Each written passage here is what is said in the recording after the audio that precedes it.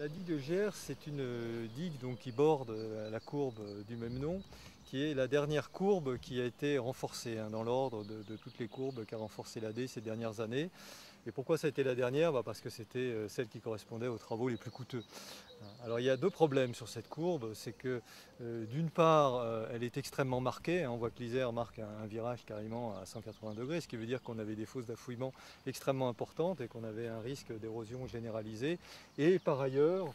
sur toute la partie aval, c'est une digue quand même qui est assez haute, qui protège l'entrée de Saint-Martin-d'Air et l'entrée de Grenoble. Et en plus, à l'époque, c'était juste avant que ne soit construit, implanté le dépôt du tram. Donc c'était essentiel de protéger cette zone. Et on avait ici, donc dans la courbure, de gros problèmes d'érosion. Et plus en aval, on avait ces fameux problèmes d'érosion interne, c'est-à-dire que cette digue risquait de s'effondrer et de s'éroder par l'intérieur du fait de l'écoulement. Ces travaux ont consisté pour une part à renforcer les pieds de talus, vous voyez qu'on a mis de l'enrochement, qu'on a mis des sabots pour lutter contre l'affouillement, que dans la courbe qui est derrière nous, on a monté dans l'enrochement jusqu'en haut du talus, comme on a pu le voir tout à l'heure dans la courbe de grangeage. Et par ailleurs, on a fait des traitements qui évidemment ne se voient pas, et puis tout le monde va nous dire merci qu'on ne les voit pas, parce que tout a été revégétalisé, mais des traitements pour garantir l'étanchéité de la digue. C'est-à-dire que sur tout ce secteur-là, qui court le long,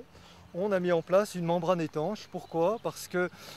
donc on craignait pour l'érosion interne de la digue, et de l'autre côté, vous voyez qu'il y a des plantations de peupliers, il y a de l'agriculture, bref, il y avait des problèmes d'occupation du sol, ce coup-ci qui était extrêmement proche, qu'on n'a pas par exemple dans des endroits un petit peu plus éloignés, et qui fait que très exceptionnellement, et je dis bien très exceptionnellement, on a traité ce problème par la face amont. Alors c'est vrai que c'est bien plus coûteux que de venir faire un remblai derrière, néanmoins dans le cas qui était ce cas-là, on avait trop de contraintes en arrière de la digue. Et ensuite, plus en aval, au niveau du dépôt du tram, on a fait de la protection végétale, c'est-à-dire on a mis en place des boutures de saules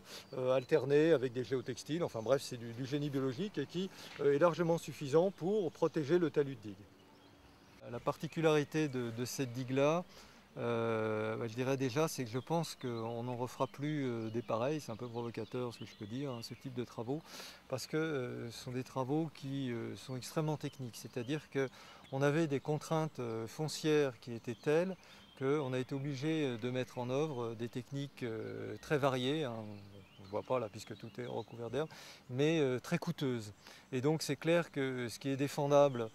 ponctuellement, parce qu'il y avait le dépôt du tram, parce qu'on était dans un contexte où derrière il y avait une activité économique très forte, on voit que un rang de salade c'est un rang de salade, c'est quelque chose qu'on ne peut pas faire à l'échelle de toute la rivière. Donc typiquement ici, on a, je dirais, beaucoup plus un catalogue de ce qui peut se faire comme aménagement quand on ne peut rien faire d'autre et qu'on n'a pas de place, qu'un exemple sur ce qui peut être fait tout au long de l'Isère. Et c'est d'ailleurs pas ça qui va être fait dans le cadre des travaux du schéma d'aménagement.